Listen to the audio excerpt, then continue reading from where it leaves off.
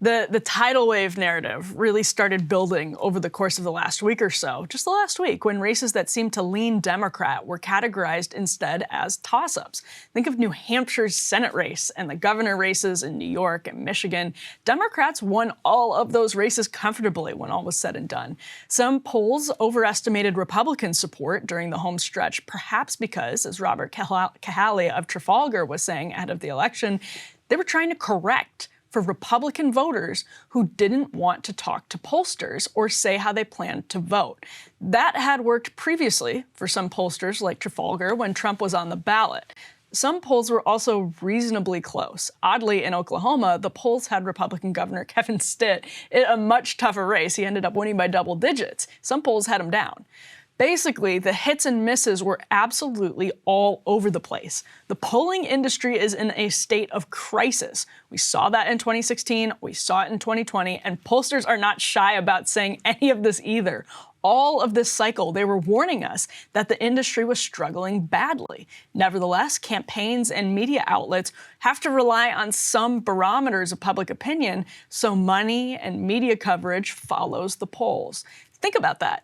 And think about how it affects where the money and the media coverage ends up. It's not just political bias, clearly. It's about rapid shifts in technology, big early and mail-in voting pushes, and generational shifts that basically make it really hard for pollsters to confidently capture voting patterns. Think about youth turnout.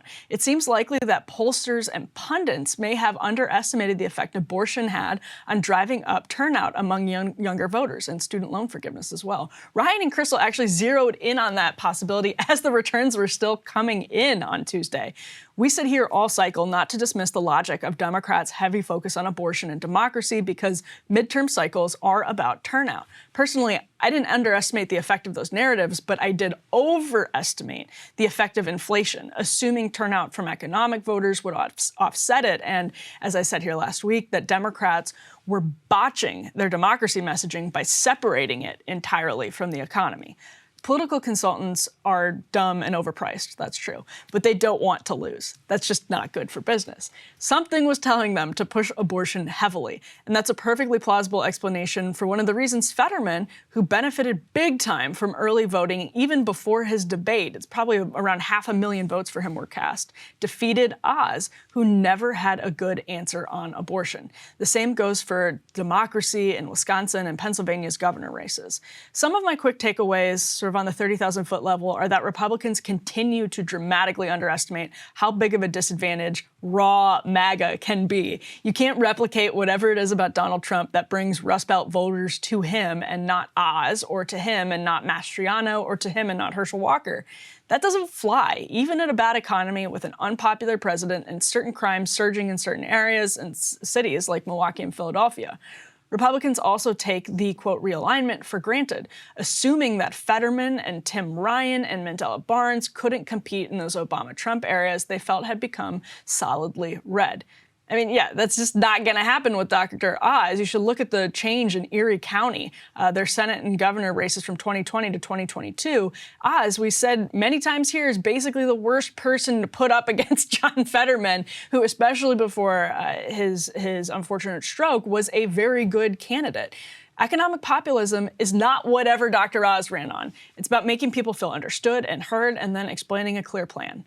Orrin Cass over at the Conservative American Compass put it well on Twitter, writing, quote, "While Trump spurred a working-class realignment, he does not offer a formula for conservatives to capitalize on it. Successfully assembling a new coalition requires coherent economic principles and a concrete agenda, not just rejection of what came before." That's exactly what Republicans ran on this cycle. By the way, rejection of what would come before them, Joe Biden. The wrong lesson for Republicans would be that Trump was mistaken to blow up the GOP, and everything should just go back to the days of Mitt Romney.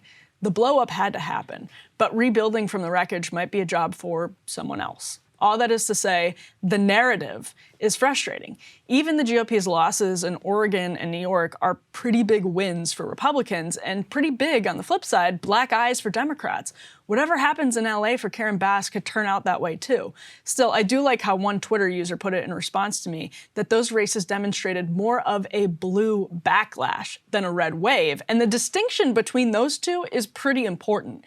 Also, there's a good chance right now Republicans take the House and the Senate. As it stands while we're having this conversation, that was totally written off after Dobbs. The media coverage about what was going to happen to Republicans after Dobbs, and all summer, by the way, as gas prices went down a little bit, was basically writing off Republican gains in a lot of different places. The huge GOP margins in Florida are very bad news for Democrats. Ron Johnson, J.D. Vance, Marco Rubio, Brian Kemp, and Adam Laxalt, among others, Laxalt we don't totally know yet, prevailed. The media's big storyline that democracy was hanging by a thread crumbled, as did the summer narrative about Dobbs crushing GOP hopes just across the board. Of course, it's true that as polling started to indicate a tidal wave was possible, that benchmark was set, and anything short of great would be bad for Republicans. But it wasn't a really good night for anyone, for Republicans, Democrats, pollsters, or the media. Our politics are just a mess right now, and the midterms reflected that.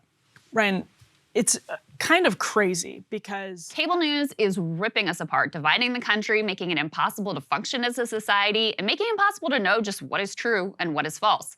But the good news is they are failing and they know it.